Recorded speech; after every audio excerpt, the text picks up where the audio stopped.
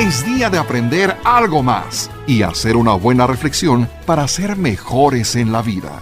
¡Claro! Te acompaña ese amigo que te guiará en tu camino.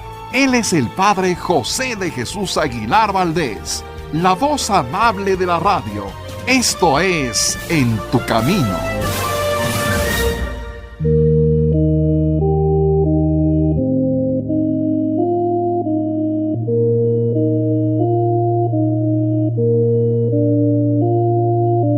Muchas gracias por escuchar este programa y estamos en estos programas de preguntas y respuestas porque qué interesante es hacer preguntas y recibir respuestas sencillas, claras, que nos ayuden a tener un poco más de cultura cristiana, de fe o simplemente de cuestiones culturales en lo que se refiere a fiestas religiosas, a personajes como los santos, a santuarios y otras cosas más.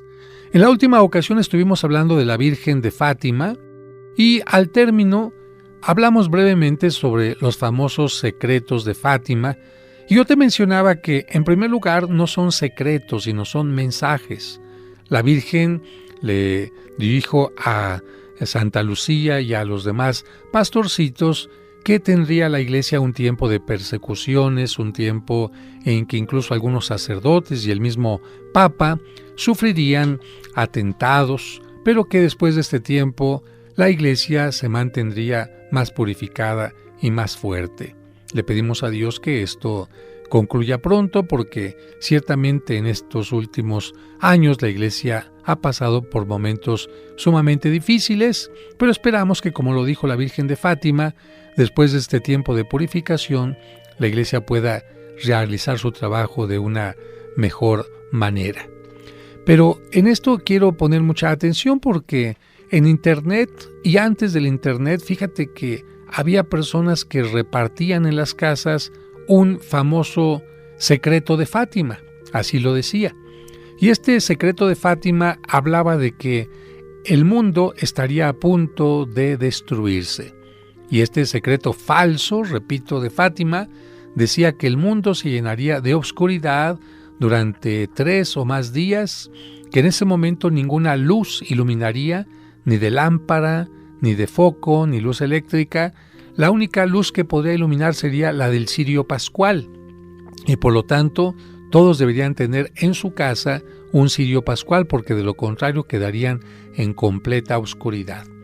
Este secreto falso de Fátima hablaba también de un temblor que duraría no minutos, sino horas. Imagínate, oscuridad y un temblor. Y que toda la gente escucharía en sus puertas y en sus ventanas que había gente que pedía ayuda, pero que no habría que abrirles la puerta ni la ventana. Imagínate la Virgen María diciendo: ciérrale la puerta y la ventana al que te está pidiendo ayuda.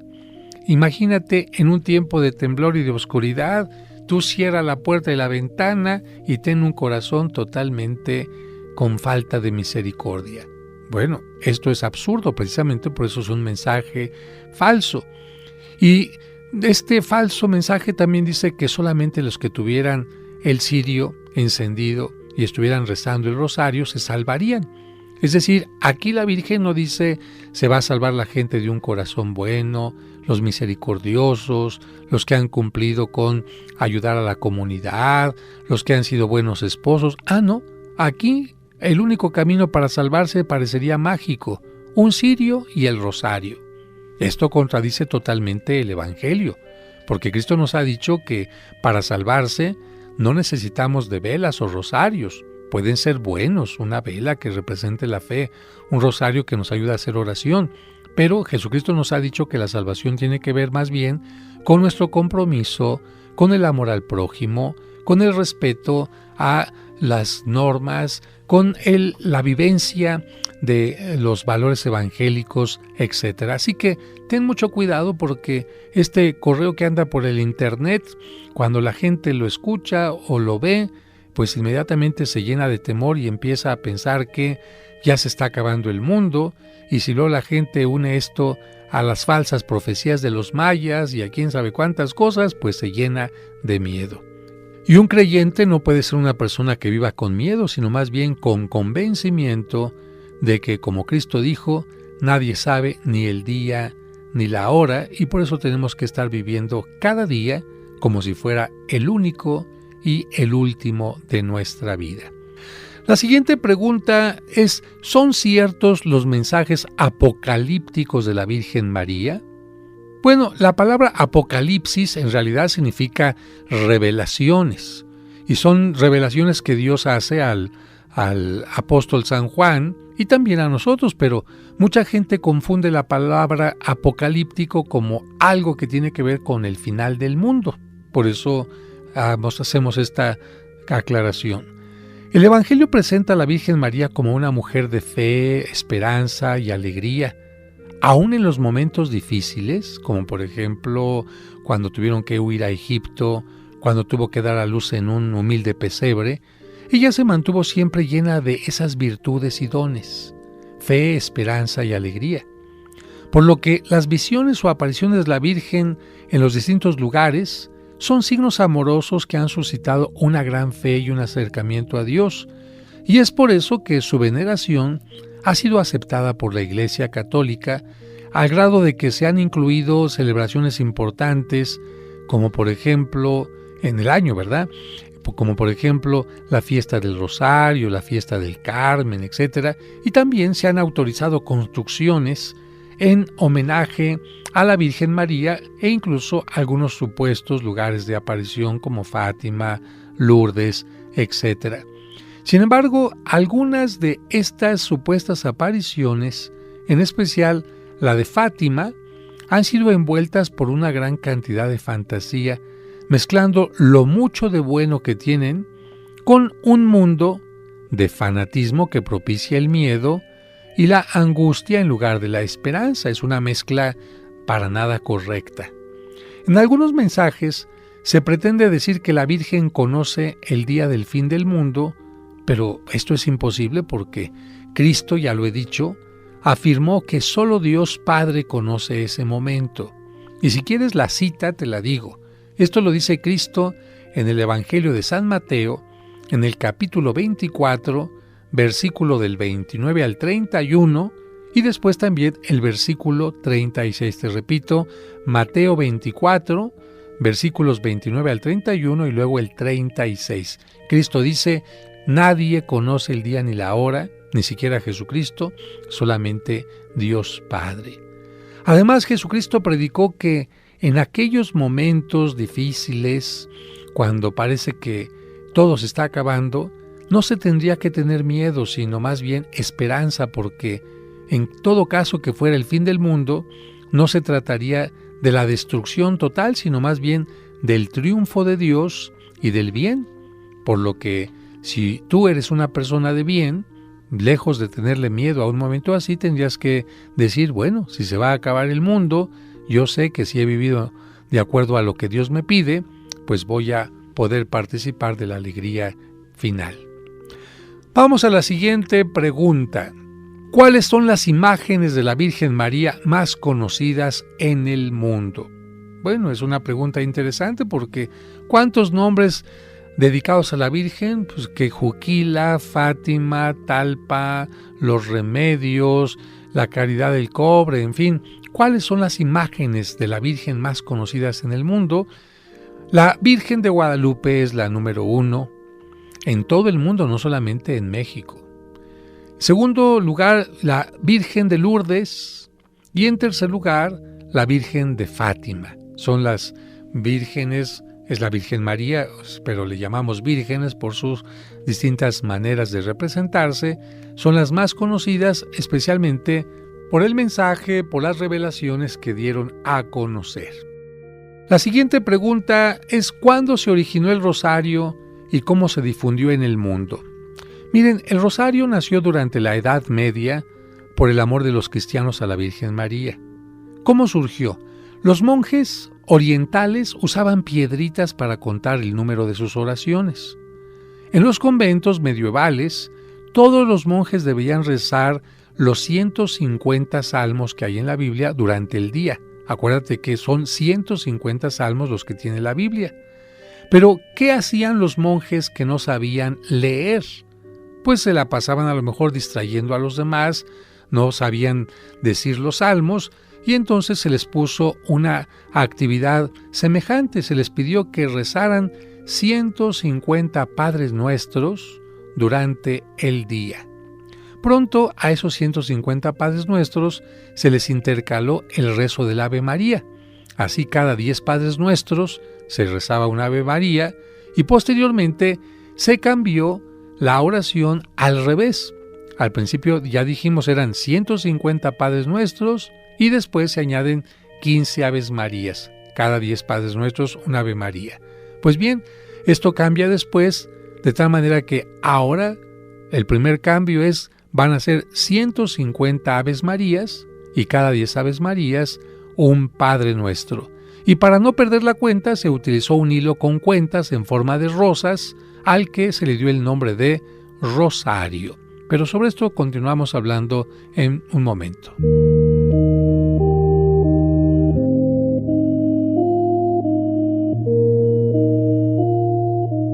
En tu camino, un programa para encontrar la meta.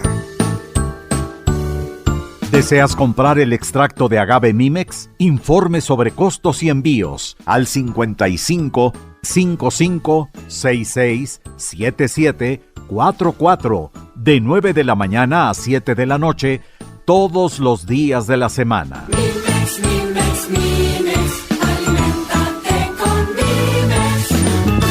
Aviso de funcionamiento COFEPRIS número 001319. En tu camino, un programa para encontrar la meta.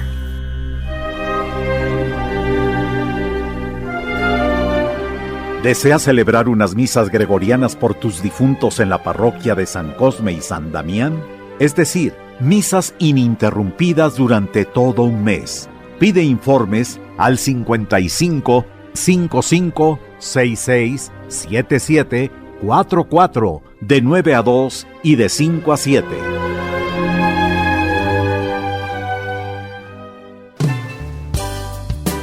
¿Te perdiste alguno de nuestros programas? ¿O quieres volver a escuchar ese que tanto te gustó? Por supuesto que puedes hacerlo en el momento que quieras. Solo visita la página oficial del Padre José de Jesús y disfruta cuantas veces quieras nuestros programas anteriores. Recuerda la dirección: padrejose.mx. padrejose.mx.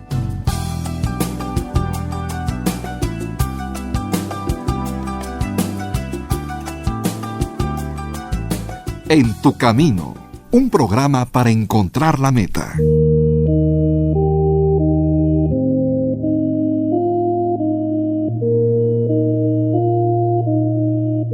Gracias por continuar con nosotros. Mira, antes de irnos al corte te decía que el rosario se inventó durante la Edad Media, que comenzó como una forma de que los monjes hicieran su oración, los que no sabían rezar los 150 salmos que tiene la Biblia porque no sabían leer, pues tuvieron que rezar 150 Padres Nuestros y después cada 10 Padres Nuestros añadieron un Ave María. Después vino un cambio. Por amor a la Virgen María, decidieron que fueran 150 Aves Marías y 15 Padres Nuestros. Pero como a la gente le gustó este tipo de oración y no tenían el mismo tiempo que los monjes decidieron dividir el rosario en abonos, es decir, en 3 partes, en 3 pagos, para que me entiendas. Y así la gente empezó a rezar un día 50 Aves Marías y 5 Padres Nuestros, al día siguiente otros 50 Aves Marías y 5 Padres Nuestros, ya llevamos 100, y al tercer día otros 50 Aves Marías y 5 Padres Nuestros, y así el rosario en abonos en 3 días se rezaba completamente hasta cumplir los 150 Aves Marías y los 15 Padres Nuestros. Tú me escuchaste decir que el rosario se inventó en la Edad Media, porque el rosario particularmente está basado en la oración de Dios te salve María, llena eres de gracia, etc. Pues esta oración se compuso en el año 1100 más o menos. Esta oración del Ave María antes solamente se decía así, tal cual como voy a decir ahorita, Dios te salve. Hasta ahí terminaba la oración. Eran solamente 3 palabras las que consideraban las personas como el salve. Después se fue añadiendo todo lo demás que tú conoces. Dios te salve María, llena eres de gracia, el Señor es contigo.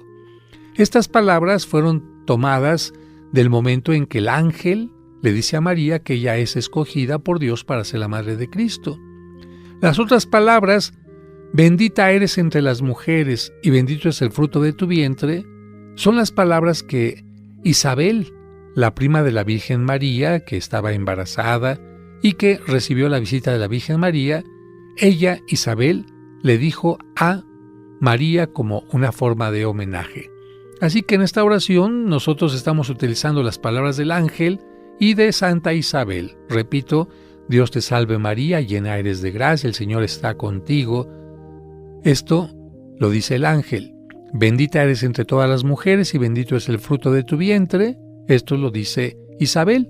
Y nosotros añadimos solamente la parte conclusiva, donde le pedimos que ruegue por nosotros los pecadores en este momento en que hacemos la oración y también en el momento de nuestra muerte, porque no sabemos cómo vayamos a morir. A partir del año 1100 esta oración se fue extendiendo cada vez más por todo el mundo porque a la gente le gustó mucho y esto hizo que el rosario fuera muy popular. Las letanías, ¿qué son? Las letanías son un conjunto de poesía, de alabanzas, para que me entiendas, de piropos que la gente que visitaba un santuario mariano allá en Italia que se llama Loreto, le dedicaban a la Virgen. Llamarle Arca de la Alianza, Torre de David, Torre de Marfil, Estrella de la Mañana. Estas eran maneras como piropos en los que los peregrinos iban cantándole a la Virgen María. Como el santuario se llamaba Loreto porque estaba en medio de laureles, a estas letanías se les conoce como las letanías lauretanas.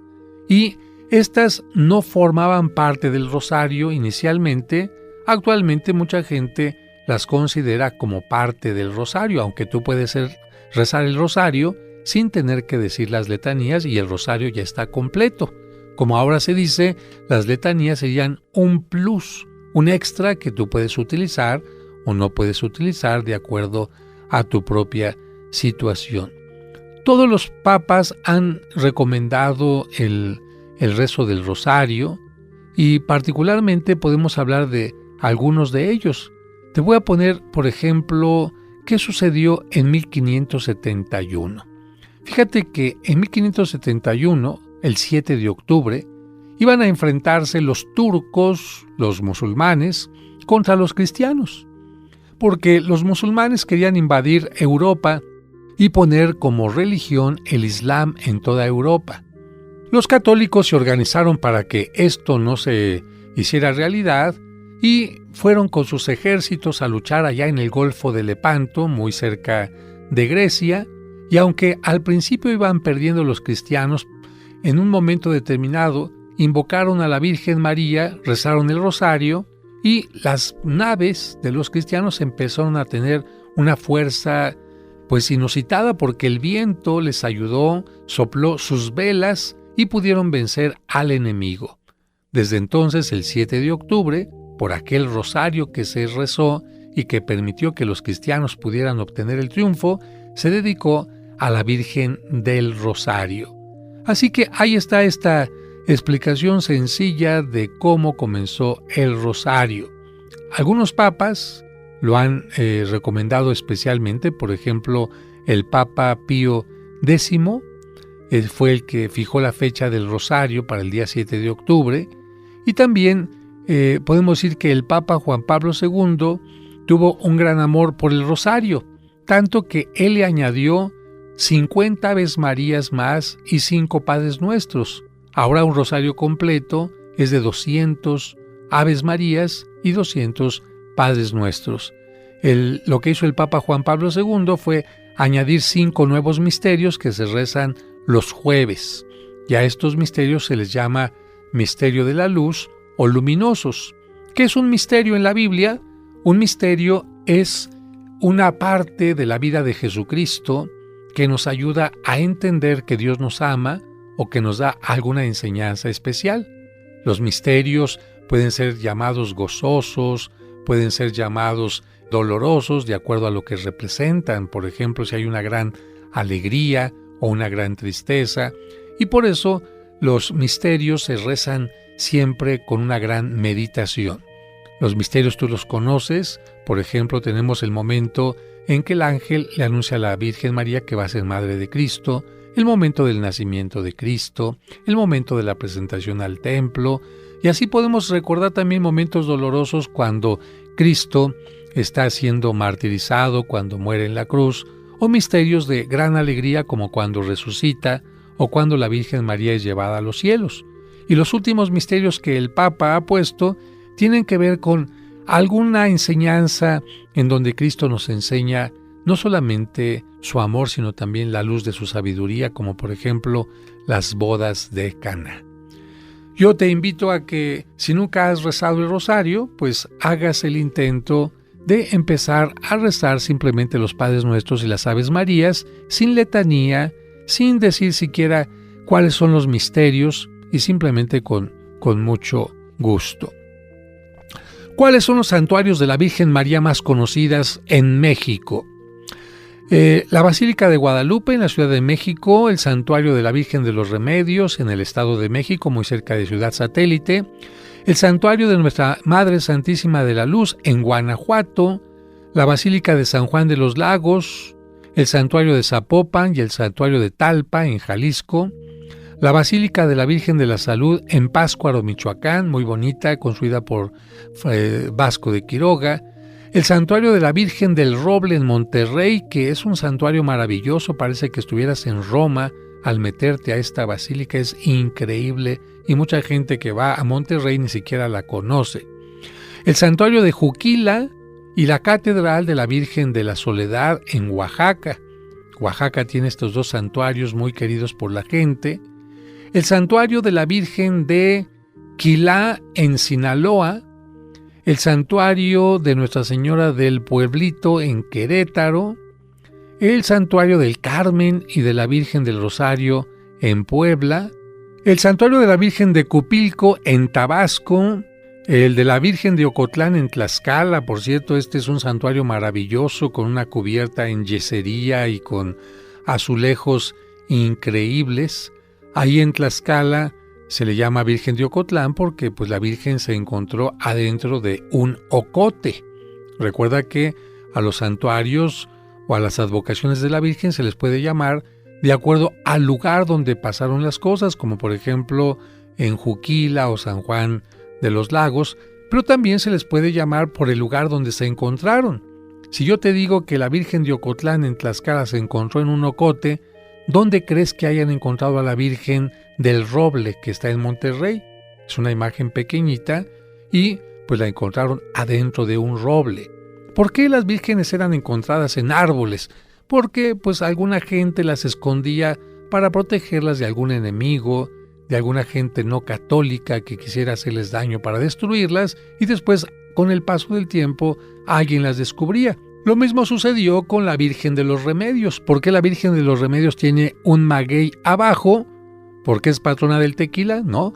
¿Por qué la escondieron los soldados que venían con Hernán Cortés debajo de un maguey y después la encontró un indígena precisamente en ese lugar? Bien, para terminar, el santuario de Nuestra Señora de la Candelaria en Veracruz, el de Nuestra Señora de Izamal en Yucatán y el de Nuestra Señora del Patrocinio en Zacatecas son los santuarios más conocidos y más famosos de todo México.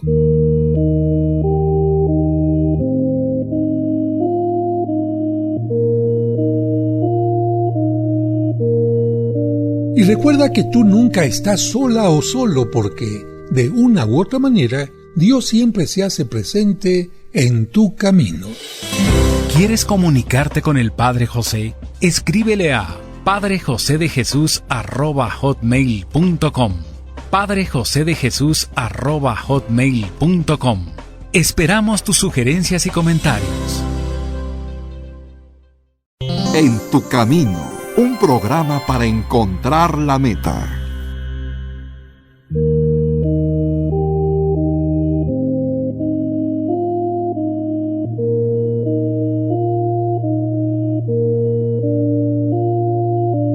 En esta sección de preguntas y respuestas estamos ahora con el tema de algunos santos, santas que tienen algunos patronazgos o patronatos, como se dice, en particular.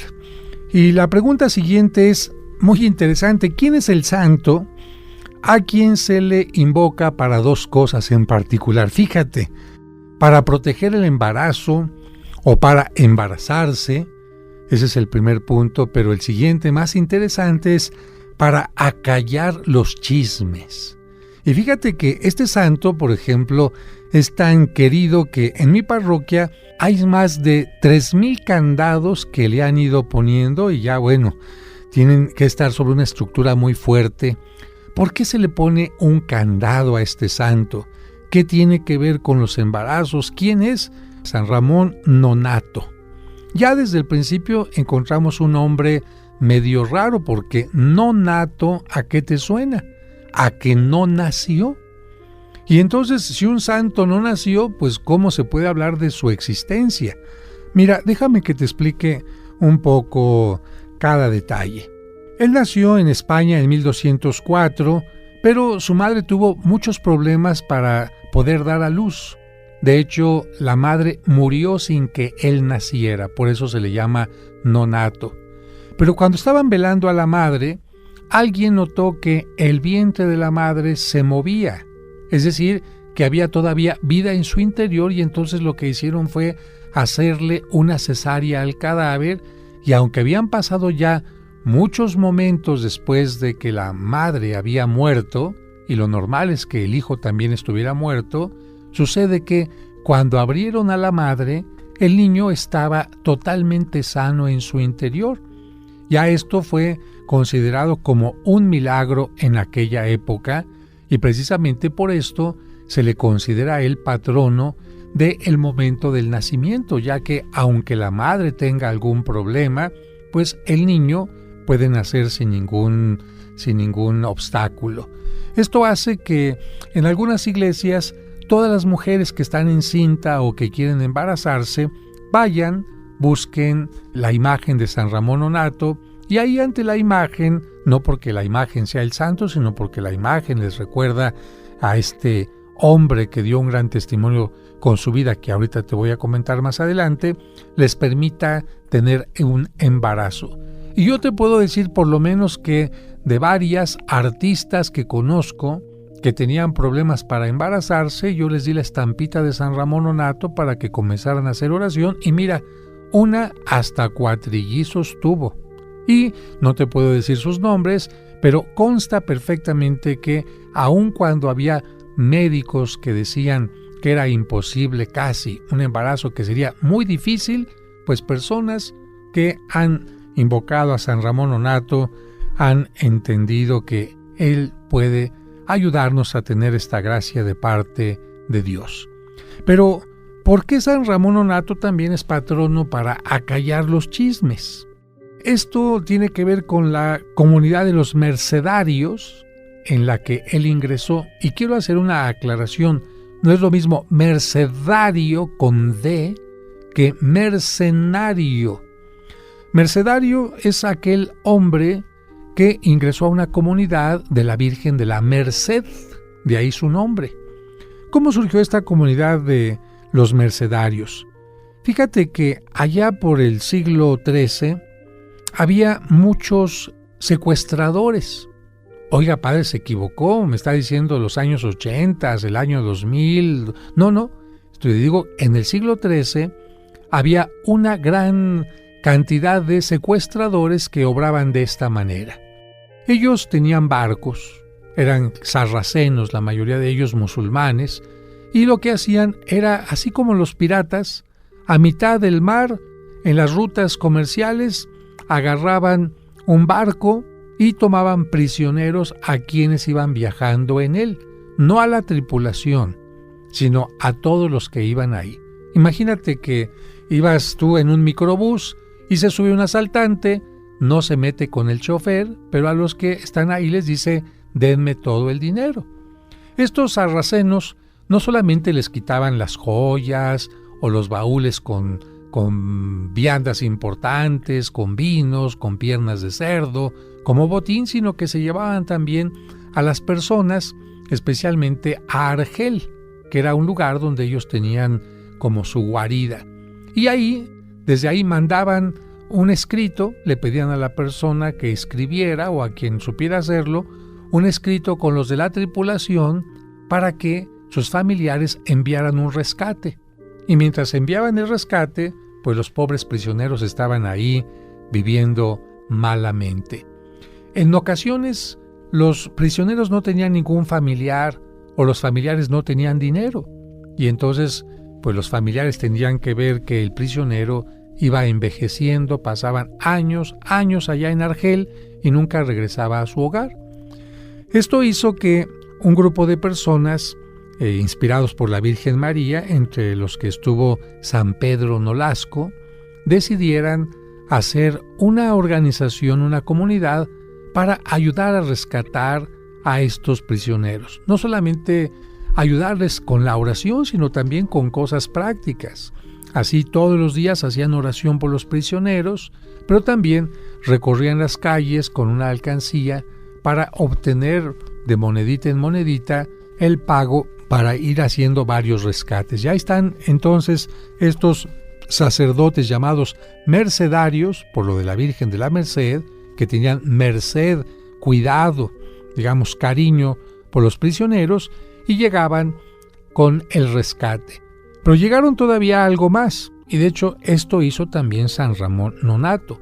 De repente llegaban a las cárceles y decían: es que estoy viendo a este enfermo que está muy delicado, si no lo sacas te va a morir.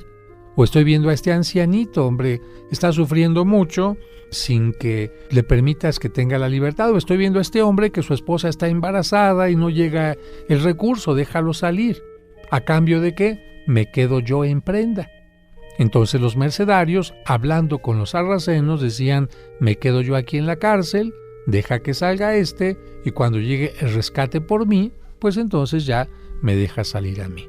Pero a veces llegaba el rescate por los misioneros, por los mercedarios, y decían: bueno, ya llegó el rescate por mí, ahora me quedo por otro, y dejaban salir a otro. Y así los mercedarios se la pasaban varios meses, incluso años, en las cárceles de los sarracenos. Y esto hizo que precisamente San Ramón Nonnato, aprovechando que estaba allí en la cárcel, pues él se dedicara a hablar de Cristo y del Evangelio ante los musulmanes, que eran sus captores. Y él hacía que la gente que estaba ahí secuestrada pues tuviera más esperanza, más entusiasmo, y aquellos que llegaban a morir ahí pues murieran de una forma más tranquila. Pero los musulmanes empezaron a tener problemas, porque algunos musulmanes se comenzaron a ser cristianos, y esto no fue de nada agradable para los líderes de los musulmanes. Así que dijeron: ese hombre, ese padrecito está predicando y está convirtiendo gente, ciérrenle la boca. Pero pues ¿cómo podemos hacer eso? Le ponemos una aguja con hilo y luego ¿por dónde va a comer? Y idearon entonces una especie de máscara muy curiosa con cuero, que se la ponían durante todo el día y con un candado. Y esto hacía que el hombre no pudiera hablar. Y lo único que hacían era le abrían el candado para que pudiera comer. Y así lo mantuvieron calladito. Y San Ramón Nonnato, él decía: si algún día yo llego a ser santo, voy a hacer todo lo contrario. En lugar de poner un candado para callar las palabras de Dios, voy a hacer que aquellas personas que hablan mal, que son chismosas, que son blasfemas, empiecen a hablar correctamente o hablen las cosas de Dios. Fíjate cómo a los santos se les suele pedir por alguna cosa que haya tenido relación con su vida. Por ejemplo, San Ramón Nonnato tuvo problemas para el nacimiento, entonces las mujeres que tienen problemas para el parto o que quieren estar seguras de que su hijo va a nacer sin ningún problema, acuden a él. Como San Ramón Nonnato tuvo esta cuestión de que le cerraron la boca con un candado, aquellas personas que quieren cerrar la boca de aquellos que están con chismes, con difamaciones, acuden también a San Ramón Nonnato para que él interceda por ellos o por ellas. ¿Qué se acostumbra a hacer? Mira, por lo menos en la Catedral de México o en la parroquia de San Cosme y San Damián, que es donde estoy yo y que es donde hay más candados, porque la gente dice que San Ramón Nonnato es muy milagroso, lo que hacen es, llegan, hacen la oración que está ahí para pedir que se acallen los chismes y después cierran un candadito amarrándolo junto a los demás, pidiéndole que así como se cierra este candado, se cierre la boca de aquella persona que les está haciendo daño, y para que nunca vuelva a abrirse, tiran la llave, o se llevan la llave, o la echan en la alcancía, pero el candado se queda totalmente cerrada. Esta es la tradición sobre San Ramón Nonnato. Pero vamos a continuar al regreso del corte.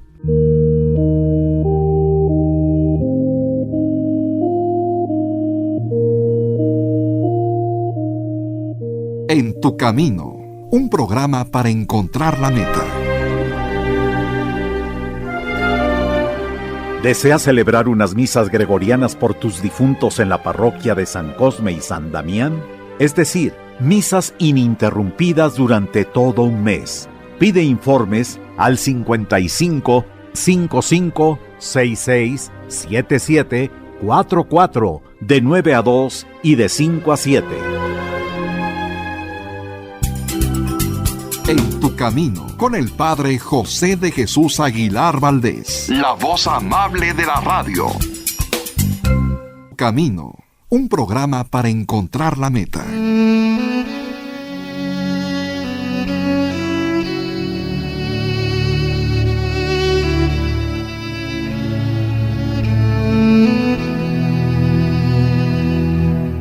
Señor, en este momento hay alguien que necesita ofrecer disculpas, pedir perdón por alguna mala acción, un malentendido o alguna omisión.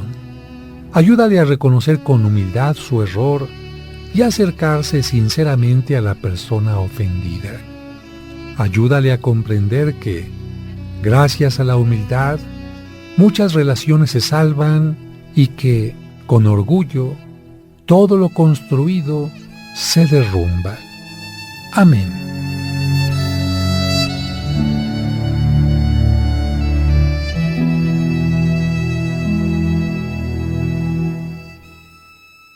En tu camino, un programa para encontrar la meta.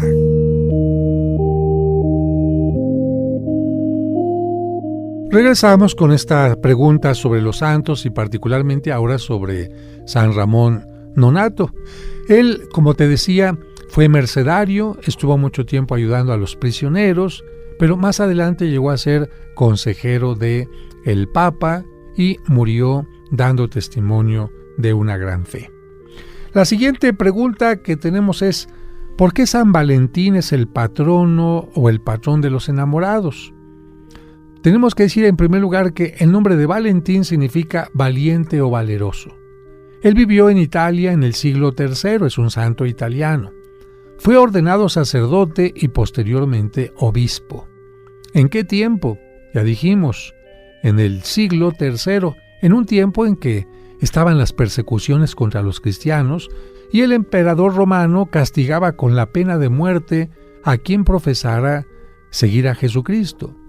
Una tradición nos afirma que el emperador romano prohibía a los soldados contraer matrimonio porque esto los hacía más combativos en las batallas.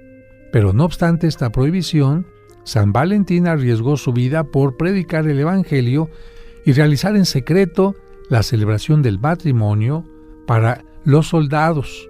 Claro, no faltó quien lo denunciara y fue aprehendido. Lo enjuiciaron brevemente y lo condenaron a morir decapitado. Murió por ahí entre los años 269 y 280. Por otra parte, algunos estudiosos de las aves afirman que en el hemisferio norte, es decir, toda la parte de Europa, las aves comienzan a emparejarse hacia el 14 de febrero, por lo que al celebrarse la fiesta del santo en esta fecha, pues se convirtió en patrono de las parejitas. Otros afirman que había una costumbre en las fiestas de la antigua Roma de entregarse obsequios entre los novios. Estas fiestas de Roma se llamaban las Lupercales y estaban dedicadas al dios Fauno. Estas fiestas hicieron entonces que la gente, en febrero, los enamorados, comenzaran a obsequiarse cosas. Por otra parte, Francia, Bélgica, España, Gran Bretaña comenzaron a celebrar el día de San Valentín como el Día de los Enamorados. Posteriormente, cuando llegó esta celebración a Estados Unidos, pues se hizo ya más popular y también llegó a México. La devoción de los fieles que visitaban el sepulcro de San Valentín llegó a un exceso. ¿Por qué? Porque el sepulcro de San Valentín recibía miles de peregrinos todos los años y particularmente el 14 de febrero, pero un día que se descuidaron los encargados de la iglesia, se dieron cuenta que al día siguiente de la fiesta, había terminado la fiesta. ¿Cómo terminó? Muchas flores, muchos cantos, sí, pero ya es 15 de febrero. ¿Qué pasó? ¿Dónde está el cuerpo de San Valentín? ¿Cómo? ¿Ya no está en su lugar? No. ¿Quién se lo llevó? No se supo. Entre los miles de peregrinos que llegaron a la iglesia, alguien se llevó las reliquias de San Valentín y ¿qué crees? No se sabe dónde quedaron. Esto sucedió en 1979. Pero bueno, nosotros no necesitamos de los huesos, de los restos de San Valentín para saber que fue una persona que dedicó su vida a defender el amor, a defender el vínculo del hombre y la mujer a través del matrimonio. La siguiente pregunta es sobre otro santo muy popular y es: ¿existió Santa Claus? Sí, verdaderamente existió y su nombre fue Nicolás. De hecho, se le conoce como Nicolás de Mira porque fue obispo de la ciudad de Mira. También se le conoce como Nicolás de Bari porque su cuerpo, después de su muerte, sus reliquias, fueron llevadas a la ciudad italiana de Bari, allí en Italia. ¿Dónde nació Santa Claus? Él nació a finales del siglo III y fue educado en la fe cristiana. Cuando murieron sus padres, heredó su gran fortuna y la empleó para hacer caridad. Él vivió en lo que conocemos ahora como la actual Turquía, allá en Pátara, ese lugar donde él estuvo viviendo. Se dedicó a ayudar en secreto a los pobres, ayudó a liberar a los presos inocentes, ayudó a los marinos también y mostró un especial amor a los niños, a quienes les obsequiaba muchos regalos. También ayudó a las mujeres que no tenían la dote para casarse, y como le gustaba ayudar en secreto, en cierta ocasión, unas señoritas que querían casarse y no tenían para la dote, pues estaban ahí preocupadas por esto, pero él no quería que supieran que él las ayudaría. Entonces él esperó que se metieran a bañar.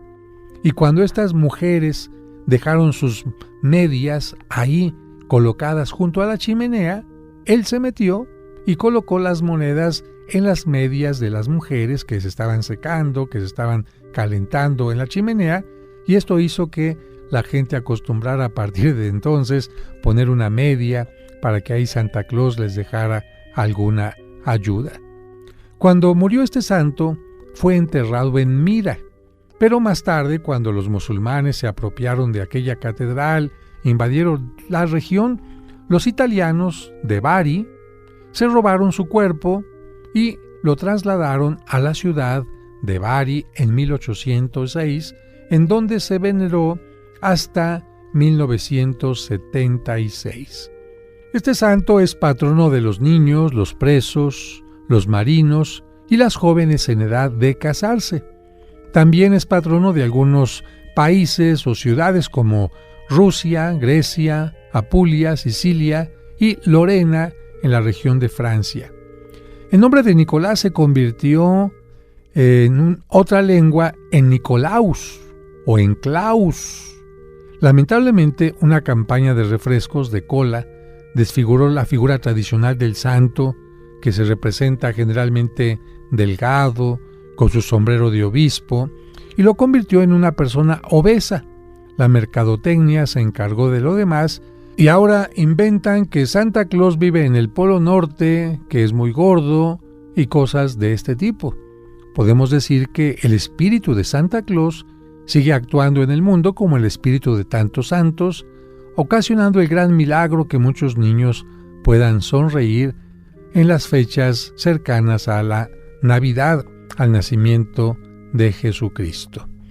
Qué interesante es saber que los santos son personas de carne y hueso, que tuvieron una historia y que su historia no se caracterizó por hacer grandes milagros, sino se caracterizó sobre todo por hacer obras buenas, por amar a su prójimo, por ayudar a cambiar la historia.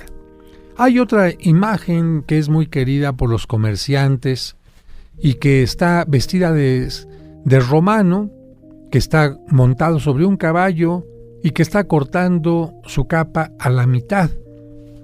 Lamentablemente esta imagen, llamada de San Martín Caballero, sí es efectivamente la imagen de un santo, pero se utiliza actualmente más como una brujería o como magia que como una forma de invitarnos a seguir el ejemplo de esta persona.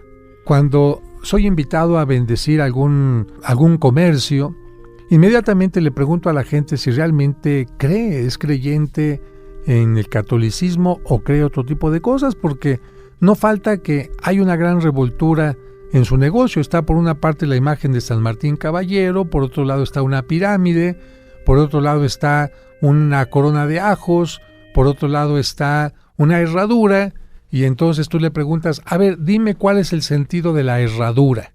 A propósito de esto, ¿tú sabes qué significa una herradura cuando la ponen en las fiestas de matrimonios, de 15 años?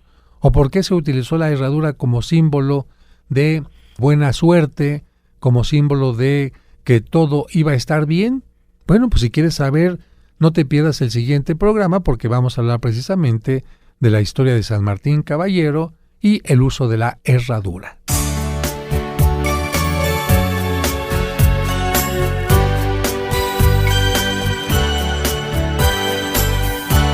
Bueno, pues muchas gracias a todos por haber estado en este programa. Muchas bendiciones. Hasta mañana. Padre nuestro, que estás en el cielo, santificado, sea tu nombre, venga a nosotros, venga tu reino, hágase tu voluntad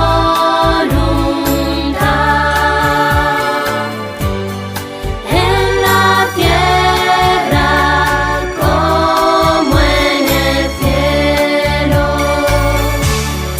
Danos hoy nuestro pan de cada día, y perdona nuestras ofensas, como perdonamos a los que nos ofenden. No nos dejes caer en tentación, y líbranos del mal.